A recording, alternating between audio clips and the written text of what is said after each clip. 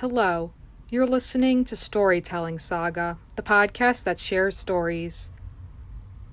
I'm your host, Allie, and this week I'm discussing the Pulitzer Prize-winning novel To Kill a Mockingbird, written by Harper Lee. And this book is, of course, an absolute classic, one of the greatest novels in American literature. It was published back in 1960, and it was Harper Lee's first and only published novel, until she published a second novel in July of 2015 called Go Set a Watchman. But that novel is in fact an earlier draft of To Kill a Mockingbird. Personally, I haven't read it, but from what I've read about it, my understanding is that it's not as good as To Kill a Mockingbird. And this book, of course, it's absolutely timeless. The characters, the themes, it's such an important piece of fiction. And though it is a fictional book, like with anything, writers take from their lives, they write what they know, and Harper Lee based a lot of the fictional town of Macomb, Alabama, on her actual hometown of Monroeville, Alabama.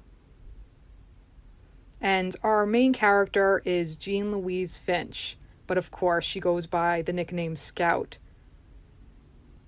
And it's told in her point of view, and though she's a child in this novel, it's really a reflection of her looking back on this time in her childhood. Because, of course, as the novel opens with the following. When he was nearly 13, my brother Jem got his arm badly broken at the elbow. When it healed, and Jem's fears of never being able to play football were assuaged, he was seldom self-conscious about his injury. His left arm was somewhat shorter than his right. When he stood or walked, the back of his hand was at right angles to his body, his thumb parallel to his thigh. He couldn't have cared less, so long as he could pass and punt. When enough years had gone by to enable us to look back on them, we sometimes discussed the events leading to his accident. I maintained that the Yules started it all, but Jem, who was 4 years my senior, said it started long before that. He said it began the summer Dill came to us, when Dill first gave us the idea of making Boo Radley come out. And of course, Boo Radley, and his real name is Arthur, he is the elusive character that Jem, Scout, and Dill are absolutely fascinated by. Because when you're a child, your imagination just takes over, and though they've never seen him, they're so interested in learning about him, and they come up with all these reasons for why he never comes out of his home. And that childhood wonder, of course, it's captured so well in this novel. There's a lot of nuance that I just appreciate so much reading this novel. This may have been my third time reading it, because of course I read it first in high school, and then I read it again years later just on my own, and then I read it, of course, now. But of course, an important character in this novel, and frankly, one of the best characters in literature, I would say, is Jem and Scout's father, Atticus Finch. And Atticus is the symbol of morality and justice, the moral compass for Jem and Scout, their guide for understanding what's right and what's wrong. And Scout sums him up early on in the first chapter, where she says, Jem and I found our father satisfactory. He played with us, read to us, and treated us with courteous detachment. And that's something I really admire about Atticus's character. The fact that he treats his children as people. In other words, though of course he is a role model to them, and must discipline them when needed, and is, of course, an authoritative figure as their parent. He speaks to them at their level, helps them understand about his job, and of course, about the injustice when it comes to the fact that the black man he's defending, Tom Robinson, how it's all based on prejudice and racism, which of course is a prominent theme in this novel of racial injustice, but more importantly, a big theme is empathy and learning how to understand something from someone else's point of view. And of course, when Atticus tells Scout a quote that is a classic and just applicable in life, where he says, "Scout, you'll get along a lot better with all kinds of folks. You never really understand a person until you consider things from his point of view, sir. Until you climb into his skin and walk around in it. And that's as simple as being able to understand something that, though you haven't experienced it, but putting yourself in that person's shoes, thus developing empathy and compassion." And that's an absolutely incredible and poignant and important message. And throughout the novel, especially early on, because it's broken into two parts, part one especially deals with Scout's older brother Jem and their friend Dill, who comes to visit them in the summer. And he introduces himself as Charles Baker Harris, but that his folks call him Dill. And Dill is the one who really spurs them on and keeps that spark of wonder really strong throughout the novel when it comes to wanting to make Boo Radley come out of the house. And they try all these different things. They first want to go up to the house, and Dill dares Jem to touch the house, and then he does. And there's the part where Scout rolls down in the tire, and then she ends up at the front porch, and she's terrified, and they run away. And then when they try to slip a note to Boo Radley saying, "We're friendly, we just want to see you and say hi." Because Boo is this figure of mystery for the kids. The fact that they really know little about him, and they create this kind of backstory from what they hear from the adults in the town. And that's the thing with childhood and your imagination running wild, that you build up this idea in your head. In this case, how they build up this idea of why Boo never comes out. Is he crazy? Is he being locked up there? What's the deal behind all of that? And then, of course, there is the giant tree outside of the Radley home. And when Scout's walking home from school one day, and then first she finds the 2 pieces of gum, and she says, "2 live oaks stood at the edge of the Radley lot. Their roots reached out into the side road and made it bumpy. Something about one of the trees attracted my attention. Some tinfoil was sticking in a knothole just above my eye level, winking at me in the afternoon sun. I stood on tiptoe, hastily looked around once more, reached into the hole, and withdrew 2 pieces of chewing gum, minus their outer wrappers." And then later on, Jem and Scout are walking by again, and they see something else in the tree. And Scout says, "Jem let me do the honors." I pulled out 2 small images carved in soap. One was the figure of a boy, the other wore a crude dress. And it becomes clear that these are carvings of the two of them, and that these are gifts for them. And so as the novel progresses, Atticus urges Jem and Scout to keep their heads high, to not let their anger get the best of them, especially Scout, who fights with kids when they say bad things about Atticus, relating to the fact that he is defending a black man for this crime that he did not commit. Because he is a person who values his children's respect.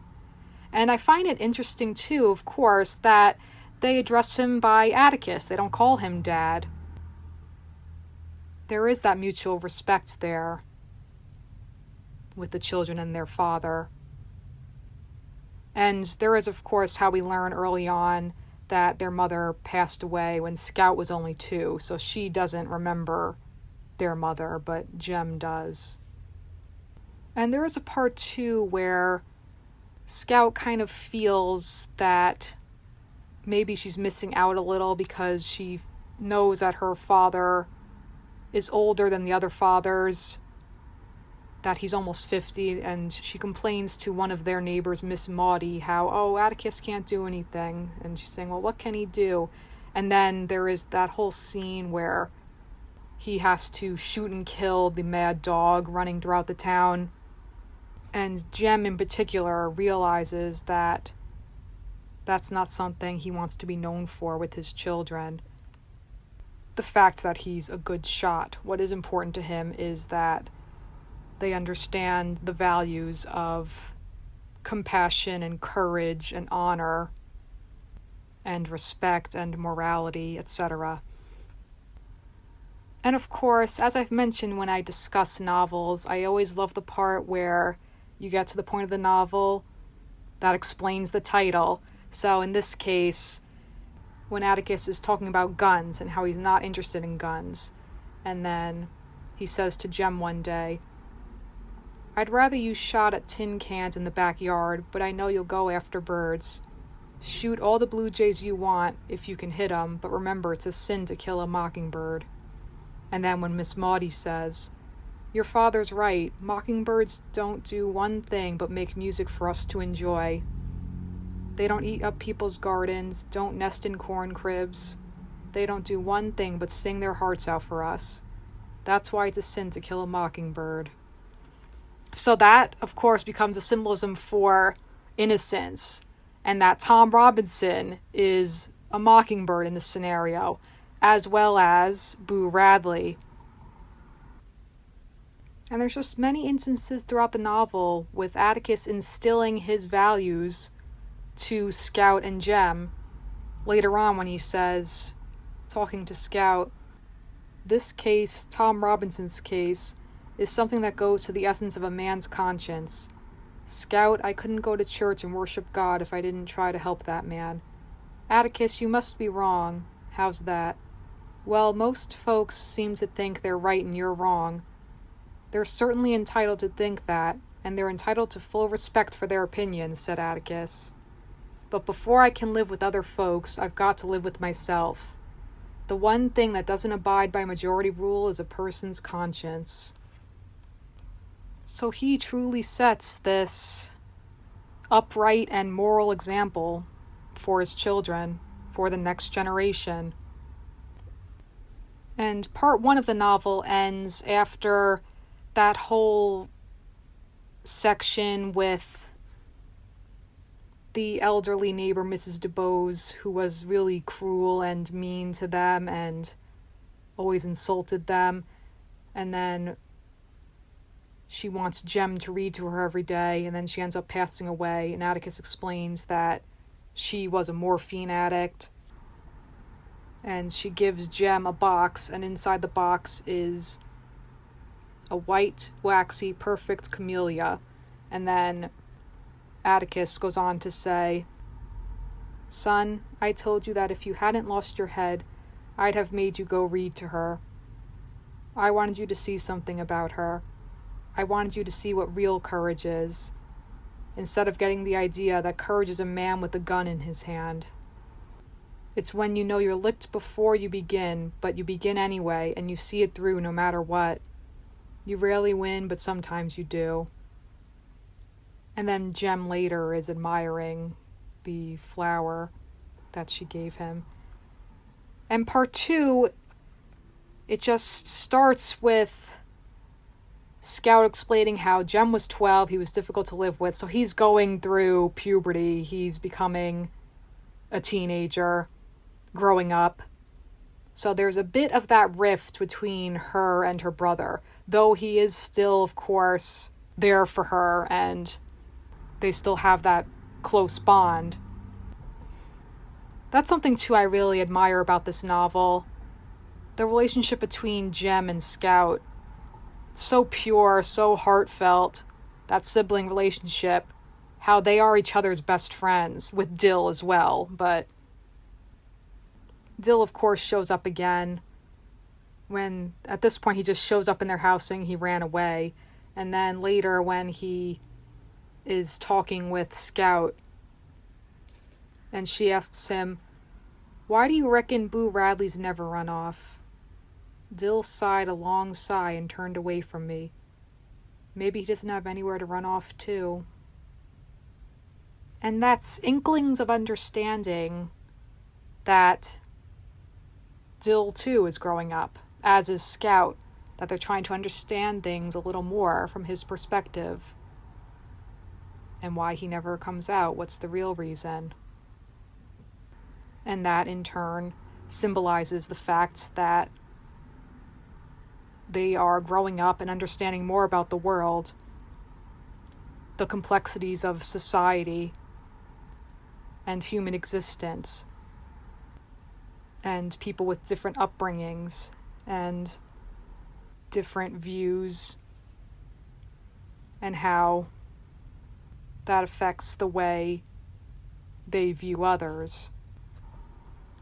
And of course, the tipping point in this novel is the entire trial, where Tom Robertson is accused of assaulting and taking advantage of a white woman named Mayella Ewell, who is the daughter of Bob Ewell.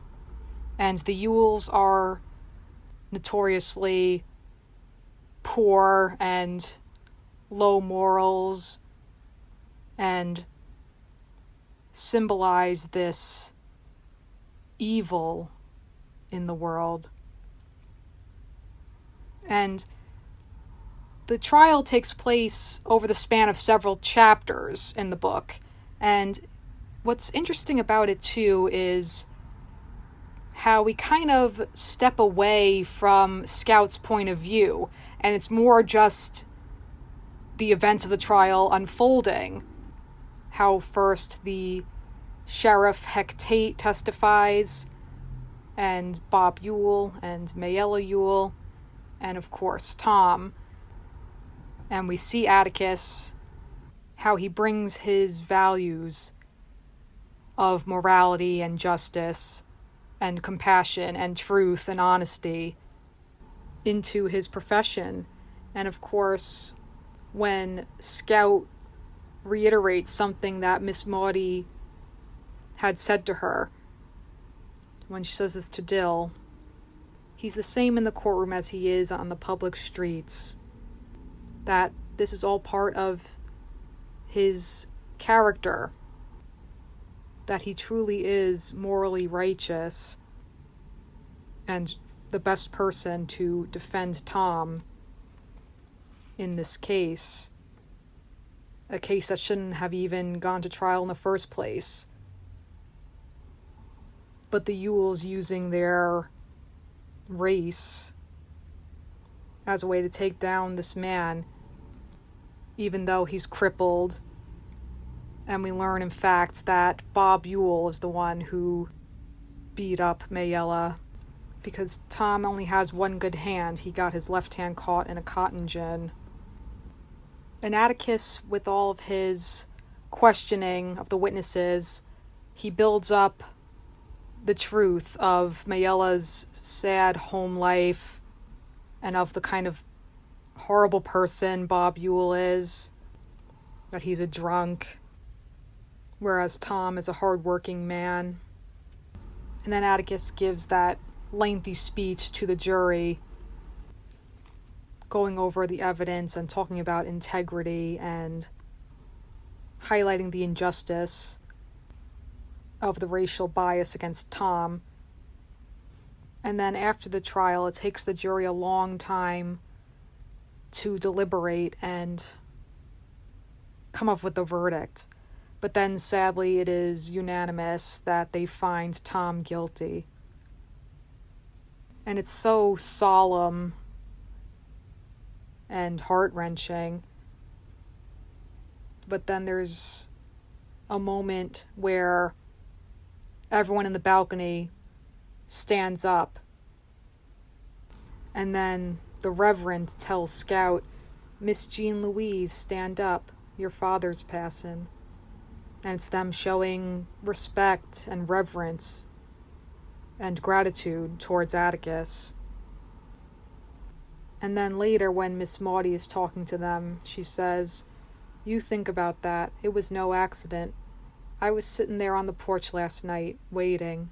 I waited and waited to see you all come down the sidewalk. And as I waited, I thought, Atticus Finch won't win. He can't win, but he's the only man in these parts who can keep a jury out so long in a case like that. And I thought to myself, well, we're making a step. It's just a baby step, but it's a step." So watching the trial gives Jem and Scout this perspective and better understanding about morality and class differences and things like that. And then there's a part where Jem and Scout are talking about kinds of folks and why people treat other people poorly. Is it their background, education, them wondering what's the reason, what it is that separates people? And then Scout finally says, "Nah, Jem, I think there's just one kind of folks. Folks." And Jem says, "That's what I thought too, when I was your age. If there's just one kind of folks, why can't they get along with each other?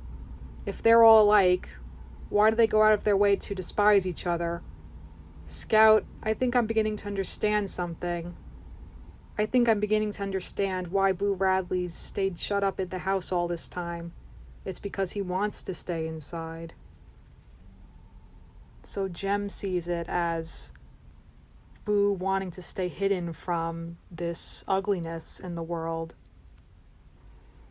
And then sadly, when Atticus reveals that Tom Robinson is dead, that he was killed when he tried to make a run for it in prison, and they shot at him and killed him.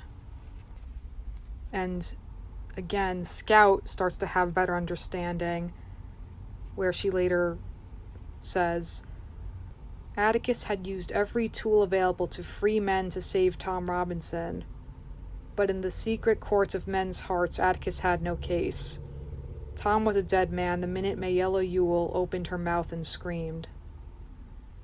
And then Jem and Scout become fearful of Bob Ewell and what he will do to Atticus, because he has absolute hatred towards him.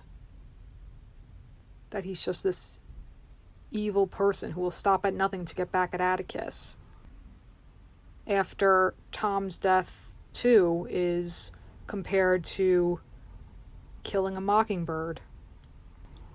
Just this senseless death of an innocent man.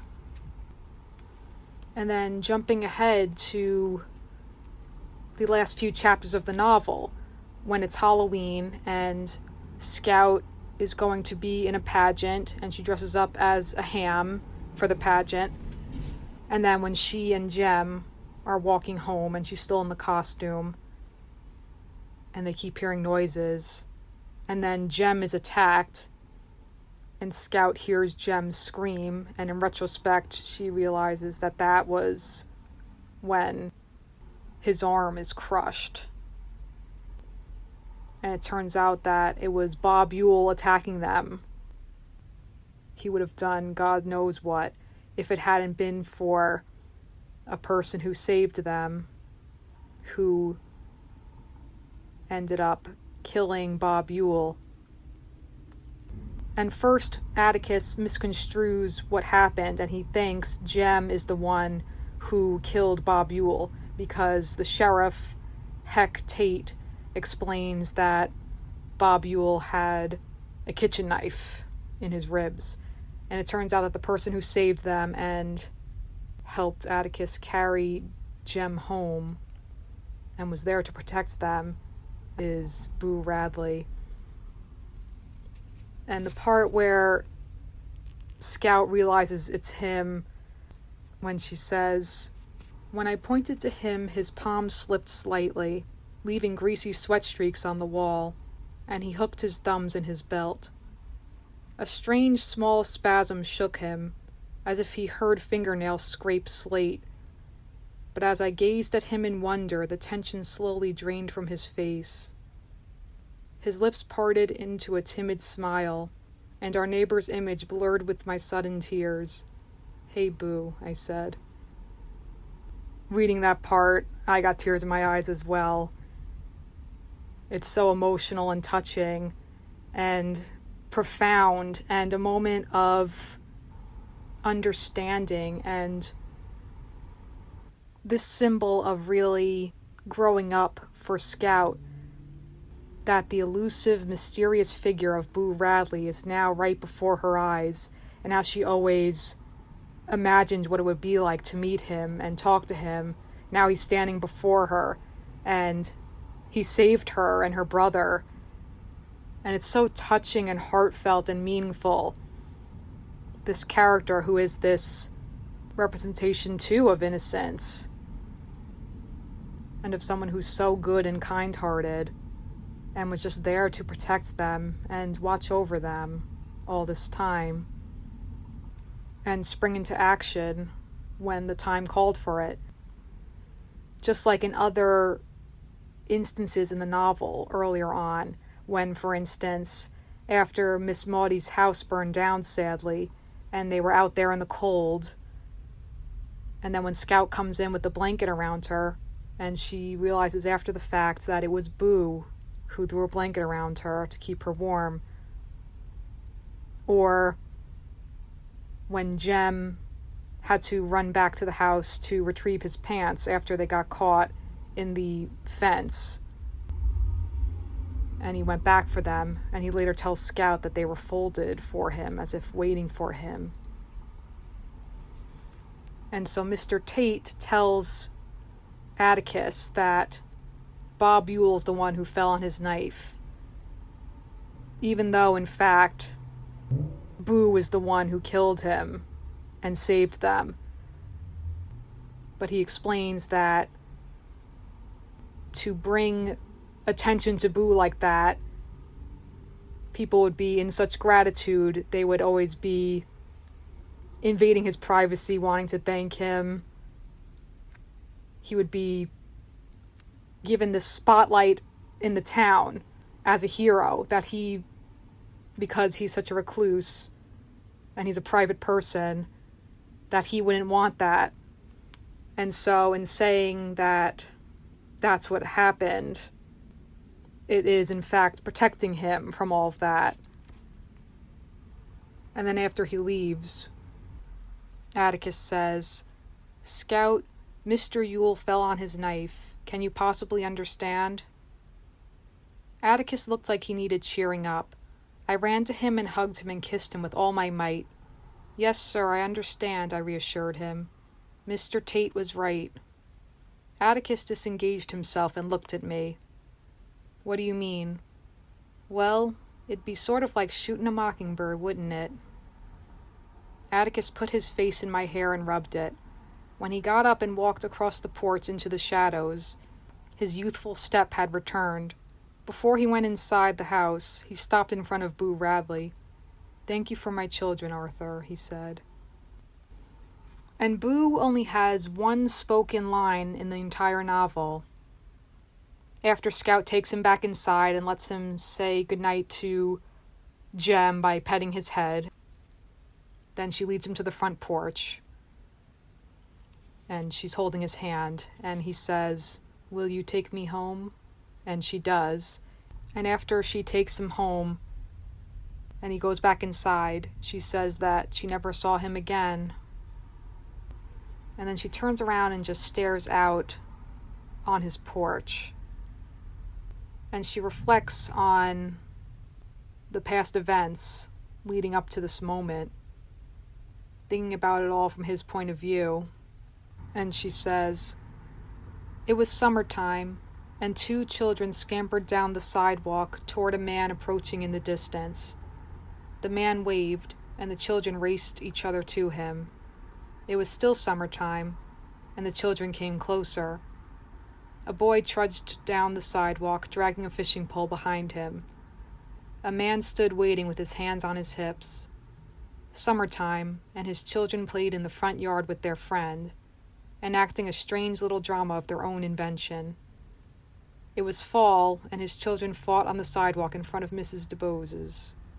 The boy helped his sister to her feet, and they made their way home.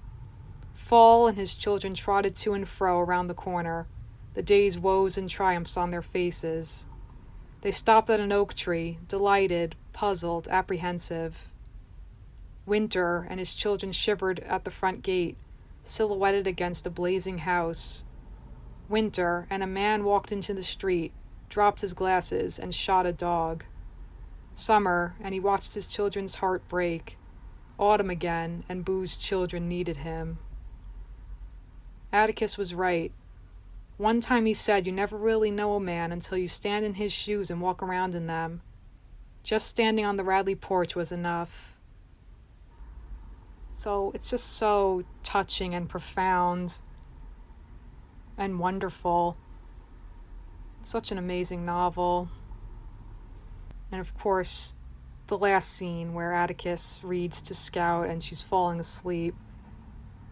And she's saying how she heard every word. Talking about the book, and she says, "And they chased him and never could catch him because they didn't know what he looked like. And Atticus, when they finally saw him, why, he hadn't done any of those things. Atticus, he was real nice. Most people are, Scout, when you finally see them."